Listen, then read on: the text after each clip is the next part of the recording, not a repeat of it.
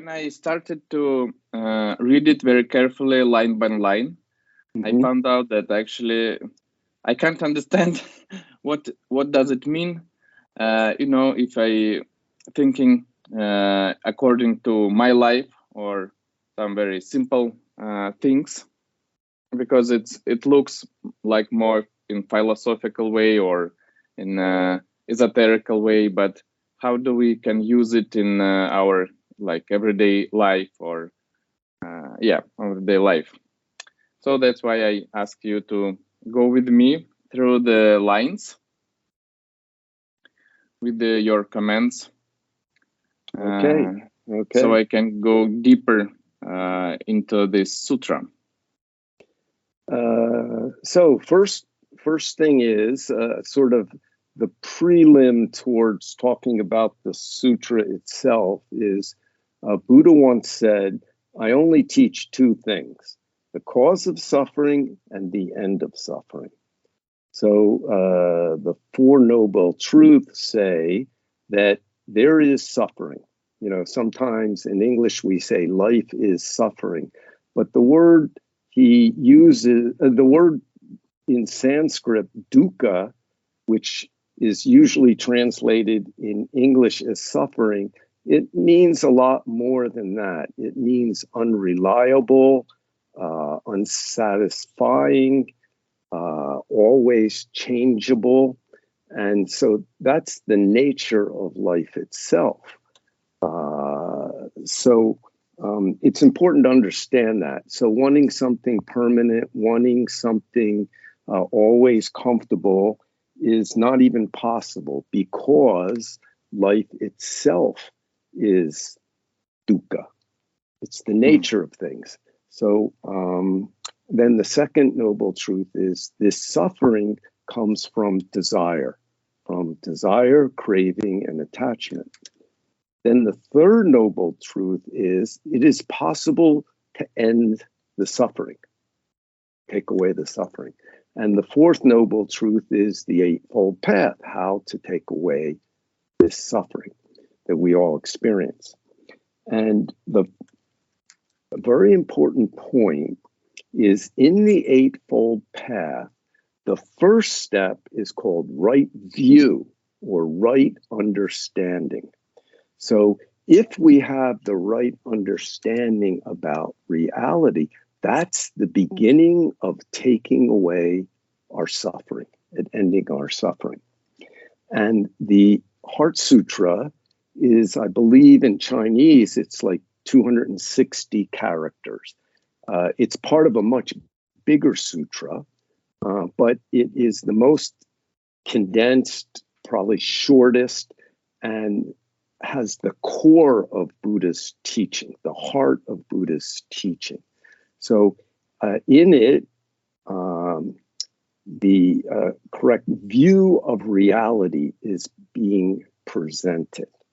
And if we get this correct view, then we're able to proceed skillfully in developing and actually attaining what Buddha is pointing to, which is that which ends our suffering. That's the first part that I want to say. Second part is an overall sense of what is being talked about in this sutra. And Zen Master Sung San explains it very well. And he often used this in the beginning of formal Dharma talks, step by step. Basically, Buddha has already established in this teaching that our mind makes our life. How we keep our mind moment to moment makes our life what it is. So this sutra is talking about 4 worlds, and these worlds are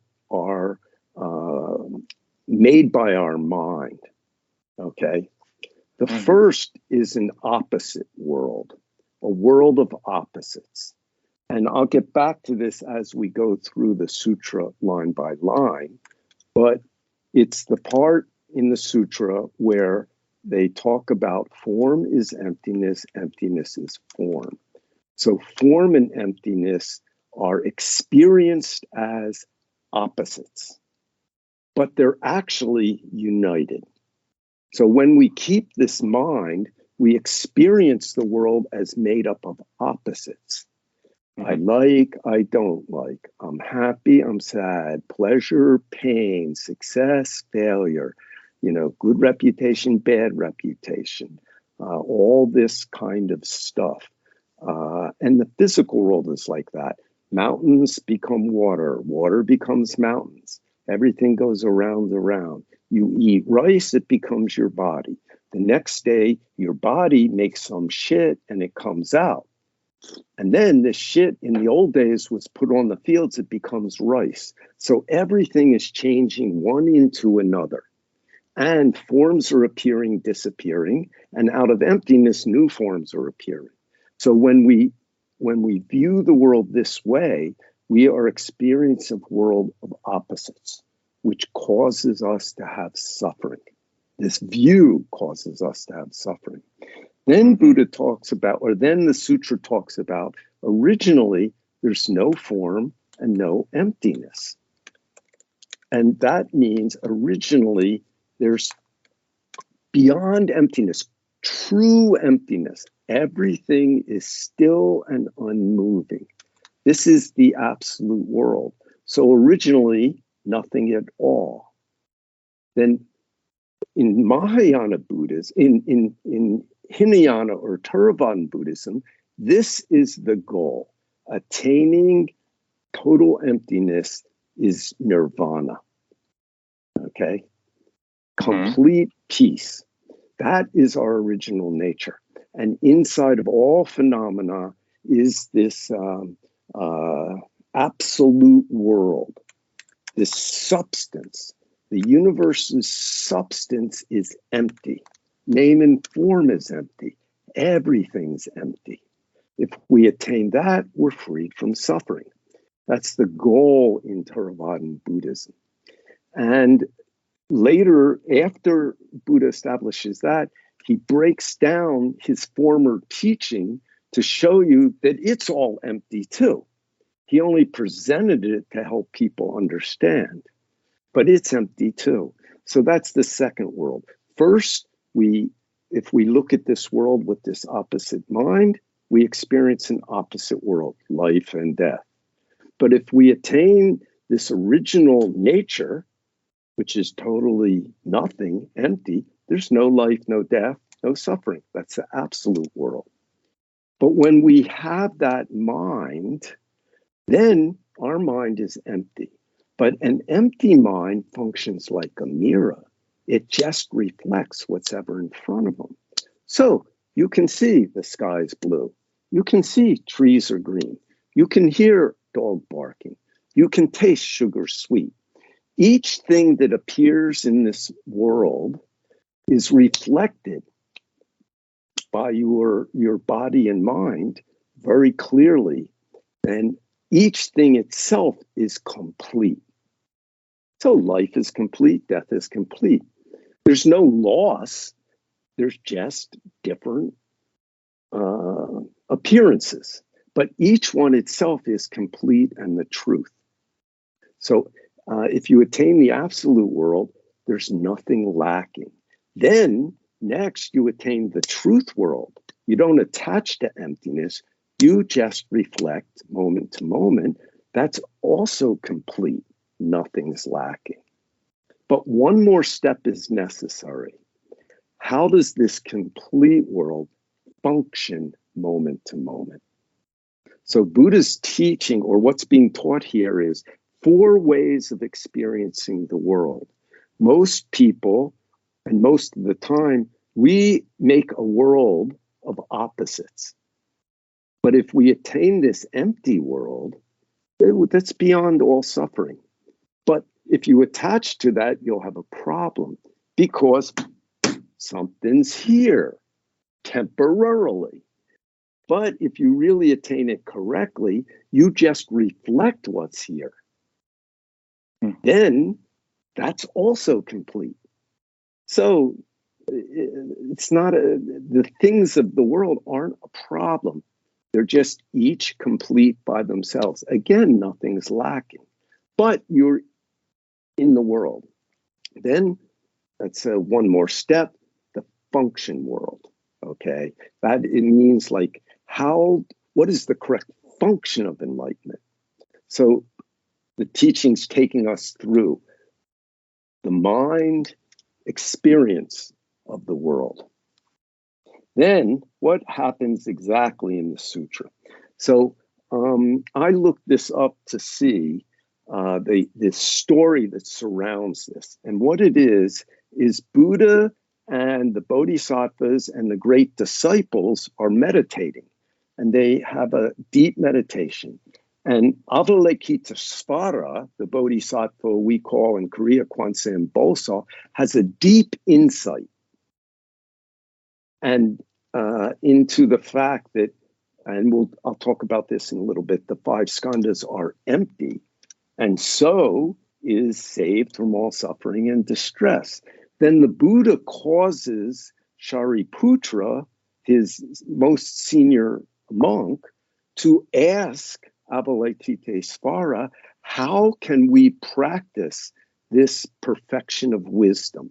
Avalokitesvara calls it Prajna Paramita, is the perfection of wisdom. How can we practice that? And then Avalokitesvara Bodhisattva answers Shariputra.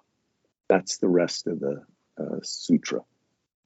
So what did you want to ask? If about suffering, because it's a very important thing, as I understood. Yeah, it's a like core idea. So when I'm talking about suffering, it's a very strong word. Yes, it's when I have very strong pain or something like this. But as I understood you, suffering also can be very subtle, uncomfortable, or subtle dissatisfaction. Yes, so when you're talking about suffering, it's like a very big scale from very subtle thing to very hard thing. Yes, it's correct. Yes. And the idea that actually, if we look deep into each moment, then you can find something from this scale. Because even if you eat some very, I don't know, tasty cake, then you can feel some very small dissatisfaction about, I don't know, that it's going to the end, or that you full by this very good cake and feel something in your stomach which is not actually so nice. Yes, that's the idea. Yes. So, and some of my friends say when I'm talking about this suffering that actually Buddha was a very depressive person. That's a complete misunderstanding that is quite common from the 1800s in the West. That's why I'm asking this question to you, because it's very common misunderstanding. Yeah. That is because Western people think of suffering as negative, but it's simply a description of human experience. It's not negative. It's true. Okay. So what is the way to wisely handle that? Mm-hmm. And it is possible to be free of suffering if you practice the Prajna Paramita. Your body may have suffering, but your mind won't have suffering at all. So then even the things that your body goes through, not only the things your emotions and mind go through, you can turn into the Bodhisattva way and bring benefit to others. Mm-hmm. Yeah, so that view of Buddha's teaching as negative or depressed is a total misunderstanding. Okay, great. Okay, so what would you like to do next? Yeah, let's try from the first lines. The Prajna Paramita, the Maha Prajna Paramita Hrdaya Sutra. Okay, Maha means great because this is profound. Prajna means wisdom. Paramita means virtue or going from going to the other shore, from suffering to clarity and bliss, getting out of Beautiful. suffering. Hrdaya means heart or core, and sutra is a teaching. Okay, so this is the great teaching of the perfection of wisdom. So, Avalokitesvara Bodhisattva, when practicing deeply the Prajna Paramita, perceives that all 5 skandhas are empty and is saved from all suffering and distress. So, first is, what are the skandhas? The word skandha apparently means like heap, like a pile of stones. So, Buddha said human beings are made of the 5 skandhas. So form, we have form, feelings, perceptions, impulses, things like a hunger, etc., and a consciousness. So we are just a pile of 5 stones, 5 kinds of experiences, and we make me. We make out of that me, I. When he said that it's pile, it means that it doesn't structured. Yes. Well, the pile is just like, it's just a pile, right? There's no structure. all encompassing. It's not part of a bigger thing. Okay. It's just a collection of experiences that we say, we say me or I. So that's why the root of Buddhist practice and the root in Zen practice is looking into what am I? We make I. So we say if we totally look into it, we realize we don't know. We made something out of one of the sets of experiences, these collection of 5 kinds of experiences: forms, feelings, perceptions, impulses, and consciousness. So Avalokitesvara perceives that they're all empty. If they're all empty, there is nothing to suffer and nothing to be distressed. So perceiving that is being saved from suffering. That's it, finished. But Buddha causes Shariputra to ask Avalokitesvara, how can we practice? Then how, like you were sort of saying, how can we apply that to our everyday lives? So Avalokitesvara breaks it down step by step. So what's the first thing he says? Okay, he or she. Shariputra, form does not differ from emptiness. Emptiness does not differ from form.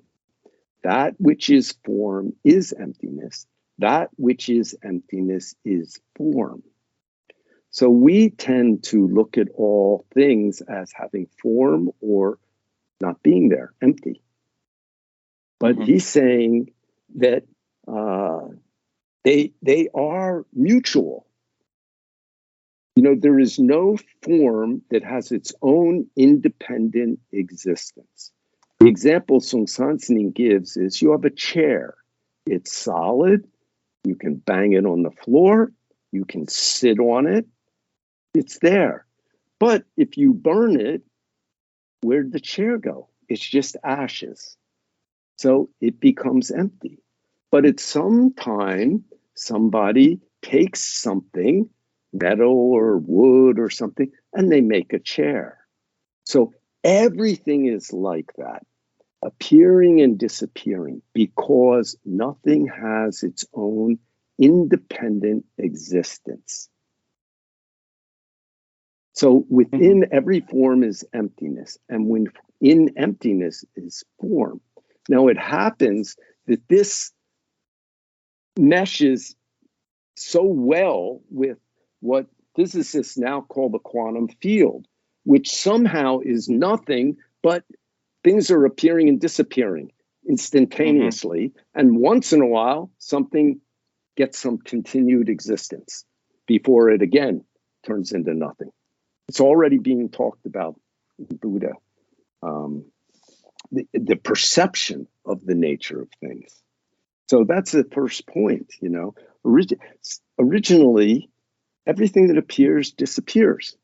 And where does everything come from? Out of nothing.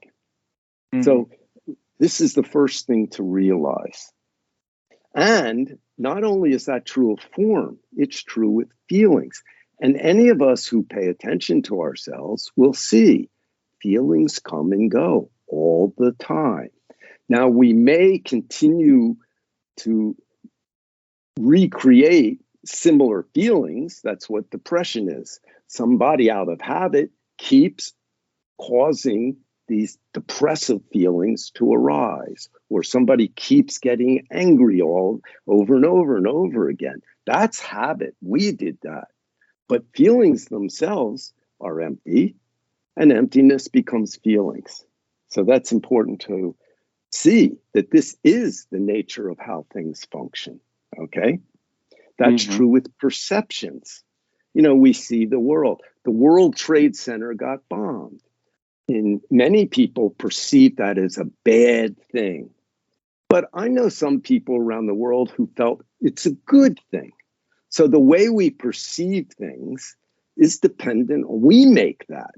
But these perceptions come and go according to conditions. So perceptions also are empty, and empty are not different. Emptiness is not different than perceptions. And the same thing with impulses. You're hungry. Sometimes you eat, the hunger goes away. Where did it go? Then you become hungry again. Sometimes you're hungry, but you forget about it because you get very involved in something. The hunger went away. So hunger's the same way. Impulses are the same way. And the same thing with consciousness. At a certain point, where did the consciousness go? Where did it come from? And of course, science is always trying to answer that. But even without answering that, you can see that its nature is appearing and disappearing. So that's the teaching of that paragraph. Form basically boiled down to form is emptiness, emptiness is form. They don't differ. They're interrelated. So the first two lines, it's more about this outside world, yes, like table and the floor and houses and all these things. And the second two lines, it's form. Okay. Your body is form. Every form. Yeah, every form. Feelings, that's something, yeah, definitely humans have. Maybe other creatures have it, but he's talking about human suffering.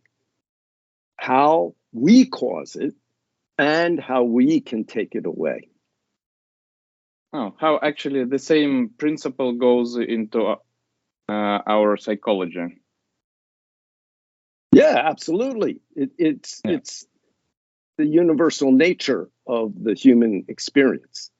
And he just, Buddha is a scientist who is analyzing what is human. There's body, there's consciousness, there's feelings, there's perceptions, there's impulses. You know, he kept very close observation of his experiences and then became deeply clear, attained nirvana, attained moment to moment, just helping others, and then started to break it down so we could begin to get a clear view, the correct view that will help us when we make the efforts to practice the Prajna Paramita. Okay? Okay. Yep. Next, discussion of emptiness, the nature of emptiness. Shariputra. To finish up that first paragraph, the same is true of feelings, perceptions, impulses, consciousness. You know, in classical music, often the composer comes up with a theme, and then they replay it a few times, and then they make variations of it. So we didn't have recording machines. So you need to hear it in different ways. So Buddha does the same thing. He tells you about the nature of form. And then, to make it brief, he says the same is true for feelings, perceptions, impulses, and consciousness. Otherwise, he'd say the same thing. Feelings do not differ from emptiness. Emptiness does not differ from feelings. That which is feeling is emptiness. That which is emptiness, feeling. But instead of breaking it down for each of the 5 things, he just said the same is true for. That's how they reduced the size of the sutra. Okay? But it's basically to get the idea in your head. First, we talk about it with this experience, form. Then we talk the same thing with this one, feelings. Then the same with this, perceptions. Then the same with this, impulses. The same with consciousness. Then, by hearing it again, it goes in. You know, you tell your child somebody does something nice and she's a little kid, you say, thank you. Then in another situation, kid doesn't remember it, but somebody does something nice, you say thank you. And you do that enough, and then it goes in. Somebody's nice to me, thank you. Same thing here, okay? Next paragraph. Shariputra, all dharmas are marked with emptiness. Dharmas here means appearance. All appearance is marked with emptiness. They do not appear nor disappear. They are not tainted nor pure, do not increase or decrease. He's talking about the nature of substance. So basically, it's a mistake to even give it the name dharma, because all things are empty by their very nature. They're originally nothing at all. So even to use words is a mistake. But and then he proceeds to say, no. That's about the best you can do at describing substance. It's not anything at all. So as soon as you start saying something about it, you turn it into, in our consciousness, a thing. So here, they just start telling you what it's not. Okay, so the first thing is, the substance is, it's infinite, but it's nothing at all. It's not even there. So how can it increase or decrease? How can it be pure or impure? How can it be appear or disappear? So the words cannot say, they can only point to the realization. But realizing that will help your practice of Prajna Paramita. It gives you the correct view. It's like getting a map. The map is not the road, but the map can help you when you start to go off the road. It can help you come back to the road. Then he does again, Avalokitesvara says, therefore, in emptiness, true emptiness, there's no form, there's no feelings, there's no perceptions, there's no impulses, there's no consciousness. So he's talking about the 5 skandhas, which makes up a human. None of that exists. You know, there's none of that is there. Then, in earlier teaching, Buddha's talking about human experience. And he says humans have 6 roots, called roots: eyes, ears, nose, tongue, body, and mind. Now he's saying those things in original substance, they're not there. They just come out of emptiness and then go back into emptiness. So he says, no eyes, no ears, no nose. Before he said we have eyes, ears, nose. Now he says in true substance, no eyes, no ears, no nose, no tongue, no body, no mind. Then each of the roots is corresponding with something in the world, which are called the dusts. So eyes, no color. There's also no color. So the world itself is also empty. No sound. no smell, no taste, no touch, no object of mind. Mind is thinks of something, it reflects something. Then he's talking about consciousness. These are the 18 realms. Let me see if I can find it in here. It's in the Compass of Zen. Right here, the 18 realms, where he describes, this is the theory of mind, what we experience. We experience the 18 realms. So next, what does he say? No realm of eyes. Okay, that means no eye consciousness. So what makes up the world is your eye, color, and eye consciousness. When those three things exist, you can see. If any of them's missing, you don't see. But actually, we can say the same for ears, yes? No realm of ears, no realm of nose, no realm of tongue. No realm of body, and so forth until no realm of mind consciousness. So no realm of eyes and so forth means going through each of those 6 things. Okay. It's just shortening it. I see. Yeah, now it's... Yep. He could have said no realm of eyes or no eye consciousness, no ear consciousness, no nose consciousness, no tongue consciousness, no body consciousness, and no realm of mind consciousness. But he just says, and so forth. Okay. And all these lines also actually the continuation of idea which we see in the first part, that form does not differ from emptiness and emptiness does not differ from form, yes? Yes, but now he's talking about this true emptiness that has no opposites. So these paragraphs would be broken down to no form, no emptiness. The first one, form is emptiness, emptiness is form. That's the opposite world. They just turn one into another all the time. In this absolute world, there's no form and there's no emptiness. There's nothing at all. Now, most people don't attain this absolute world, live our entire lives in the opposite world, and so continually make success, failure, happiness, sadness, pleasure, pain, good reputation, bad reputation, continuously, which is called samsara, dependent on our mind habits. Okay.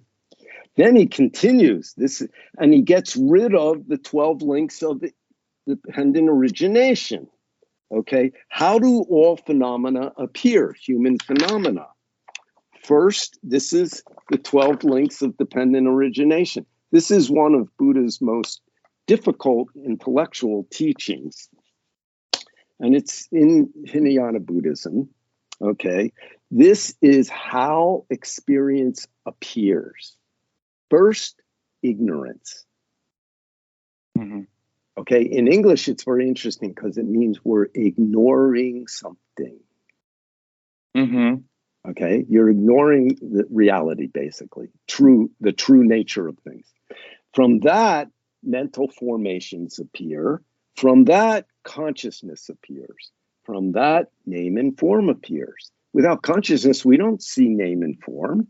We just do, without thought. From name and form, you get the 6 sense realms. Then you get touch. When there's touch, there's sensation. Eyes touch light, there's a sensation. Ears touch sound, there's a sensation. So you get sensation. From sensations, desires appear. I like that sensation. I want more of that. Okay. From desire, clinging appears. I want more of that. From clinging, we get existence. It's the cause of life. So existence creates life. And when you've created life, that becomes the cause of old age, suffering, and death. So here, Buddha, or Avalokitesvara, jams it all together, again, without listing all 12, no ignorance, and also no extinction of ignorance, and so forth. Now he's jumping from the first one to the 12th one, and so forth until no old age and no death, and also no extinction of them. Very subtle. There is no old age and death, but there's no extinction of them. There is old age and death. Mm-hmm. But if you realize true nature, it's nothing at all. It's just changes that are totally empty. But we attach to that, we have suffering. We attach to it appearing, and then we attach to it disappearing. Everything. Then he takes away the teachings of the Four Noble Truths. No suffering. Life is suffering. No suffering. This is how suffering appears. No origination. This is how it stops. No stopping. This is the path. No path. When there's none of these things at all, there's no cognition. There's no thought. And there's nothing to attain. So there's no attainment with nothing to attain. You know, it's like you are this. How can you attain it? So that's very important. So Sunim said, if you want to become clear and then wise, you have to attain nothing to attain. You have to attain that there's no attainment with nothing to attain. Then you'll realize everything's complete as it is. And then you can just relax and live out your life. Mm-hmm. Not many people can do that, even through history. But some do, and they're very funny when you read anything they leave behind. So there's a story of Bankei. One layman got a great enlightenment, but he's a layman. He has a job. He takes care of his wife and everything. And this is in about 400 or 500 years ago. And one day, Bankei is walking along, and he comes and he meets this man. And this man says, "Oh, teacher, where are you going?" And Bankei says, "I'm going to town." And then he says, "What will you do in town?" And Bankei says, "I'm going to buy medicine." And he holds out his hand, and Bankei holds out his hand and says, "Give me a donation."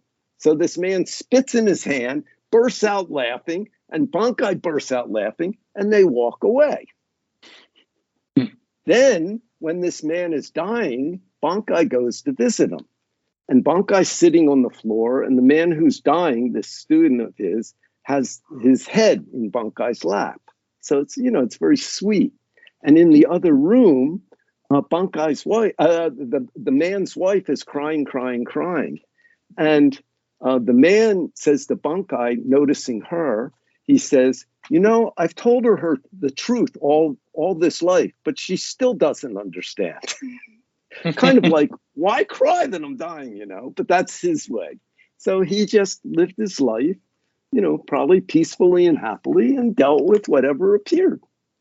So if we attain this, no attainment with nothing to attain, we just live out our life. And you know, in a way that is, because it's coming from wisdom, it's light, and it just naturally benefits people, even if they don't understand what you're doing.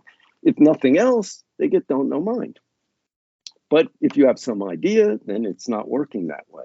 So now Buddha has, or Avalokitesvara has taken away Buddha's teaching on the Four Noble Truths. So it's, if you want to attain complete emptiness, you have to also, or realize that that's what this universe is, and you are too. You have to take away all teaching ideas as well. Mm-hmm. Because they also don't exist. They're just medicine for the disease. Once the disease is gone, the medicine is also gone. Then they say all the bodhisattvas depend on this perfection of wisdom. Then their mind, whatever's appearing and disappearing, isn't a hindrance. Without any hindrance, there's no fear. So many times the way we react to things is based on a fear. because we have hindrances. I don't want to. Hindrances is something that is a problem for us. You don't want to die. You don't want your car stolen. You don't want your family to be hurt. It's natural.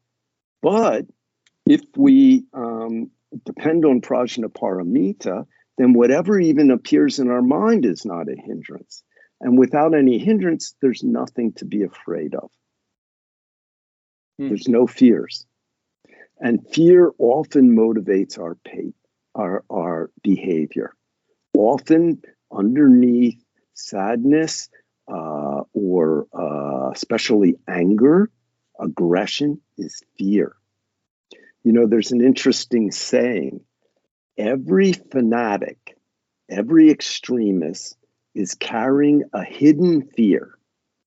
And that leads them, because they don't want to face it, that leads them to extreme behavior. Okay? So fear is the motivation of many, many sufferings. It can also help you wake up, but there you go. So the Bodhisattva depends on Prajna Paramita, the perfection of wisdom.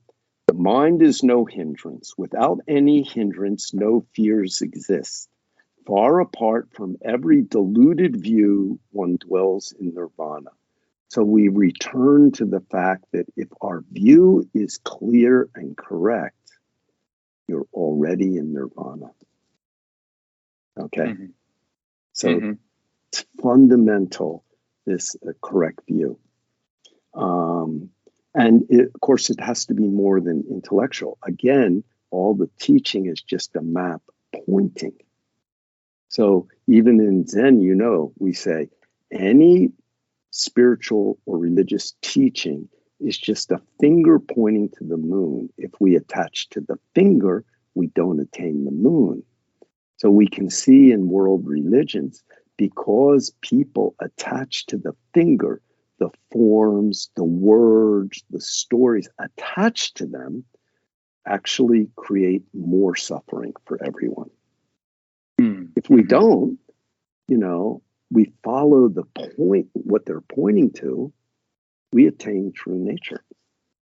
But instead, we argue and fight about them all the time and kill each other over it. It's really, it's insane. So then it perverted view, this perverted view is when you don't understand all the things which was saying in the sutra before, yes? It's when, it's not that you just don't understand it. You, your view is based on a wrong understanding of things that which you are holding. And this wrong understanding is opposite to what Sutra says before, which we already passing. Yeah, it's attachment to all these things: form, feelings, perceptions, impulses, consciousness. That's right. Or attachment to emptiness. That's also a problem. And nowadays we changed the English translation from perverted to deluded, because deluded, which is exactly what it means. I'm not quite sure how they came with perverted, but nowadays in the West, perverted is often used to disparage, to say bad things about anyone who isn't heterosexually oriented. But for some reason, people who like to think of that, you know, that's the only way, neglect the fact that there's a tremendous amount of domestic abuse done by heterosexuals. So we already know. Displacing the attention that deserves, they just blame others for being, you know, something or other. But anyway, that's just a very weird aspect of many, many teachings. And, you know, it's, I think it misses the teaching of the great teachers that weren't concerned about that at all. They were concerned about love. Do you love? others. Then it continues. In 3 worlds, all Buddhas depend on the Prajna Paramita, the perfection of wisdom, and attain Anuttara Samyak Sambodhi. So before, there's nothing to attain. And realizing that, you attain Nirvana. You dwell in Nirvana. But now, by continuing to perfect the wisdom, you attain Anuttara Samyak Sambodhi. That means perfect, complete enlightenment. Okay? And that means each thing is complete itself. That's the truth world. So the first world is the opposite world. Form is emptiness, emptiness, form. Then the absolute world, which the sutra mostly talks about. No eyes, no ears, no nose, etc., etc. That's nirvana. Attain that. That's nirvana. Then, if you continue, that's the end of Hinayana teaching. But in Mahayana, there's another step, which is attaining Anuttara Samyak Sambodhi means you attain complete enlightenment, perfect enlightenment. Everything just the way it is true and complete. Again, nothing lacking, but you're in the world. So at that point, nirvana and what we call samsara, this repeated life, samsara is nirvana. And you're not fated to simply repeat mistakes because you see through to the root of things. So you can use whatever appears in it's already complete. So then that is called form is form, emptiness is emptiness. Each thing is complete by itself. So life is complete, death is also complete. So someone dies, if it's, you cry or somebody cries, you do, and then it's over. Time to take care of what's next. Many people would say things happen somebody dies and then they have a funeral and they're very sad, but there was something that everyone was going to do. And they say, well, let's do it. They would want us to keep living, to do it. So then they can do it with joy that this is also what the person would like. If they were alive, they'd be doing it with us. So you can overcome these losses. So you can accept each thing as it is without getting stuck. That's form is form, emptiness is emptiness. And that's Anuttara Samyak Sambodhi. Then, so we say complete world or true world. Then one more step. Do it. How does Anuttara Samyak Sambodhi function moment to moment? So then they talk about practicing the Prajna Paramita, the perfection of wisdom, with this mantra. And then, it's very funny. I sat on a 7-day solo retreat in between jobs. I'd been living in the Zen Center about, 6 months, 7 months. And I left one job and I was going to start working outside the Zen Center with 3 of the guys from the Zen Center. But I had a week free, so I decided to make a schedule. And I did morning and evening practice and meals with everyone, but I kept silence. And I did a whole lot of extra sitting. And one day I had this shocking experience. And my feeling was everything has no taste. In visual terms, I didn't see everything as gray, but the feeling was everything's just gray. Everything. And it was a little scary. And so I called Sung Sansanim up. He was in a different part of America. And I described it to him. He says, I understand your karma. You must do mantra practicing. I think I sort of fell into emptiness, but I didn't describe it as emptiness. Just everything has no taste. And then he was so funny. You must every day, gate, paragate, parasamgate, bodhisattva, 3,000 times every day. And he kept repeating it. And then he said over the phone, It's the great transcendent mantra, the great bright mantra, the utmost mantra, the supreme mantra. He just was reciting the Heart Sutra. But I realized he's just trying to tell me, it's great, do it. You know, he was just trying to encourage me. But that's what this is saying. This doing the mantra is moment mind, this moment. Like you can understand form is form, emptiness is emptiness. But when your daughter comes to you, you daughter and father action. Yeah, this moment, what? It's not some general thing anymore. And that's mantra, this mantra. So this is the fourth world that the Heart Sutra talks about, moment world. It's the Bodhisattva world. It's the world of realizing everything's complete. Nothing needs to be done.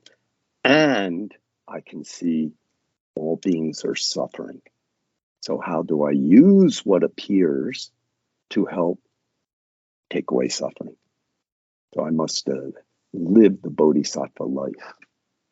So then, whether you're a Sunim or a lay person, married or single, this kind of job or that kind of job, you do it from this understanding, then moment to moment, you must do something. When you're doing something, do it. So, you know, a really wonderful taxi cab driver is better than a monk, a priest, or a minister if they really have this just help who's right in front of me, you know. I used to, when I was, you know, in my early 20s and I'd move different places with different jobs, I remember feeling like, oh, I need to find a good car mechanic that I can trust, and if possible, a good doctor that I can trust. You know, so one time I was someplace and I had this car and the engine sounded horrible. And I took it to somebody and they said, oh, the engine's cracked and you need to rebuild it, you know, and it'll cost whatever. It was a lot of money at that time. So I was talking to a friend at work and I was saying like, wow, my car's a mess and, you know, it's going to cost me so much to fix it. And he says, oh, I know this guy. He's really good. You take it over there. Let him check it first, okay? So I drove it over there the next day and the guy, you know, lifts up the hood. He's listening to it. He asks me to press on the accelerator and he's looking at it for a while and he sees there's this hose, this vacuum hose that's loose. So he hooks it back up and he puts a clamp on it and the thing runs fine. And I said, that's it? He said, yeah, that's it. That made it sound horrible. It threw off the timing and everything. And I said, well, how much do I owe you for that? He said, for that, nothing. And I said, you're my mechanic. And I don't know. I don't think the other guy was necessarily cheating me. He might have just thought that that's what it was. But this guy found it. So that's a bodhisattva, you know. And another thing is sometimes you go to somebody and you ask them, you know, it's their job and you ask them this and they don't know. And they tell you, oh, I'm sorry, I don't know. That's also wonderful. So that's what this is pointing to, that moment-to-moment mind. And sometimes everybody does it well, but it's just how much of the time are we holding on to opposites, holding on to, you know, form, feelings, perceptions, impulses, consciousness. So in this sutra, Avalokitesvara is telling Shariputra, how do we put this into action and practice? And the first part is see it clearly, get the correct view, and then practice moment to moment. When you're doing something, do it. And if you have lots of thinking and everything, gate, paragate, parasamgate, bodhisattva. And I have to say, I had some experiences with this mantra, very difficult for me for quite a long time, but where it appeared by itself sometimes when something was happening, totally changed my feeling. And I saw it changed the karma of the situation by itself. I don't know how. Not when I was thinking, oh, I got to change this, but sort of accidentally, just from developing this habit of doing the mantra. And then slowly these experiences would come by themselves and give you a little more faith. And so then you try harder. Yeah. So that's what the Heart Sutra is about. You know, does it help? Yeah, And for sure. even my talk can be broken down into like smaller little statements that are easy to remember. But you can see also how Buddha lays it out. And in this one, he reduces a little bit, and so forth until. Yeah, it's interesting. It's a little bit like our Russian matryoshka.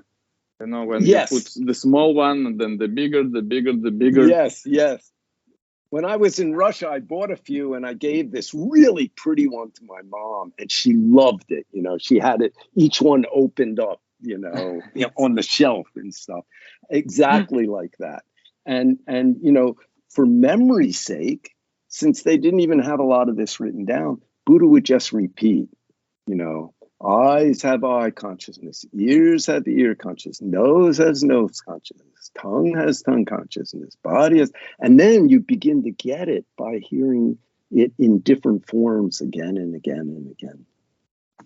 It's very interesting. Do you think it's important to translate the mantra, gata gata paragate? For some people, it's helpful. Yeah, it basically means. And what does it mean? Let me see. I can tell you generally, but I think I've got it in here.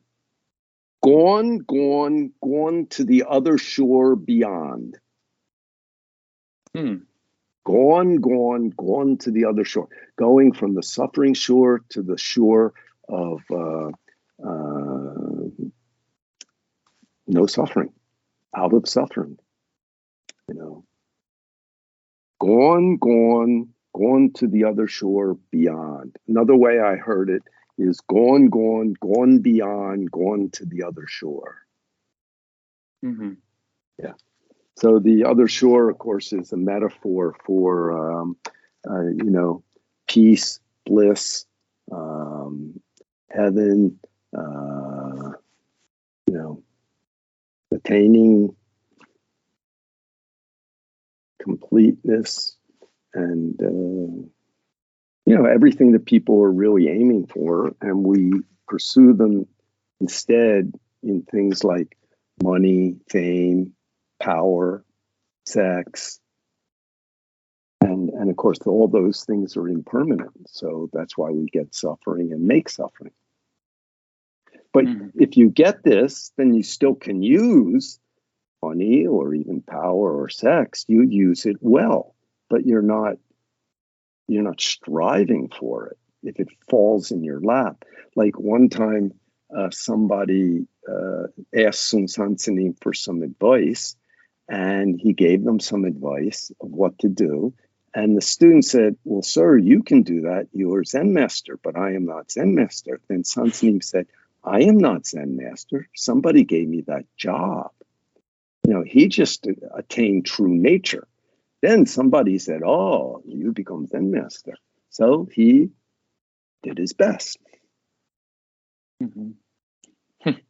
It's nice. So it's like this Maha, Prajna Paramita, Hrdaya Sutra. It's like both the correct view, which is the first part, and the practice, which is the last part, gata gata paragate. Yeah. Yes. Actually, the whole thing becomes the correct view, but he takes you, Avalokitesvara takes you through the steps, and then you realize that practice is how you, seeing this step by step, then practice is how you develop Prajna Paramita, or how you clean out your system so it naturally appears. Clean out your delusions. Yeah, it's beautiful. Beautiful. Thank you very much. Yeah, you're welcome. You're welcome. That's why in the, traditionally people would, even the monks would learn the sutras by reading them or chanting them over and over and over again, because, each thing would go in and then, whoa, I think I was doing a bell chant once in a retreat. Maybe it was the morning bell chant, and I had been suffering a lot. And then we chanted this line, and I was looking also at the translation. The translation said, "Let your mind go any place with no hindrance." And it really helped me because this was a 3-month retreat. My brain was going nuts, and I couldn't control it. So I just let it go on its journeys and kept practicing, not trying to stop it, but also be aware of my breath right now. But instead of trying to control it and stop it, which I couldn't, just let it go. And even one time, Sunim said, around is also the truth. Actually, it's the most difficult thing, because if you let it go, then sometimes you just drown into your some thoughts. But if you're struggling to form it, it's also drawing you. So That's it's right. a very, very thin thing how to do this. Yes. Yeah, it's very easy. Finding that subtle point that's not getting caught on either side. That's right. That's right. That's right. So what happens for me often is I will stop fighting it, but I will try and pay attention to my breath. And then one of two things happens. After some time, I realize I'm not paying attention to my breath anymore, and I'm off on the thinking, or I forgot about the thinking, and I'm just watching the breath. But you have to, develop this habit so that when you go off, it won't be too long before you recognize it. So that's why we try. And then other times you just have to say to your thinking mind, shut up. We're going to think about it later. We're doing mantra now. And sometimes you just have to do that.